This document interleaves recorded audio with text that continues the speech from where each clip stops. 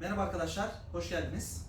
Bugün size taşıyıcı sarı makaranın teknik özellikleri, nerede kullanılır, ne amaçla kullanılır ve üretim kalitesiyle alakalı bilgiler vereceğim.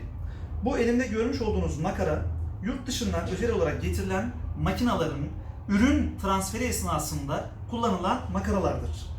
Bu makaranın yurt dışından gelen özel makinalardaki olduğu gibi bu ebatları da ölçüleri de özeldir. Siz üretmiş olduğunuz makinalarda buna özel bu makarayı da tarafımızdan temin edebilirsiniz. İstemiş olduğunuz ölçülerde de ürettirebilirsiniz. Bu makaranın teknik özelliklerine gelince çap, aynı zamanda mil çapı değiştirebilirsiniz. Feder sayısı stabil kalır. Buradaki dış çap et kalınlığı yine uzun ömürlü kullanılmasına etken sebeptir.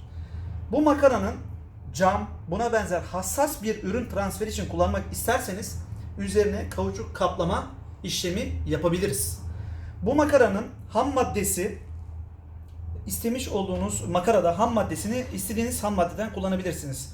Bu makarayı temin edeceğiniz kişiye güven en önemli baz almanız gereken esastır.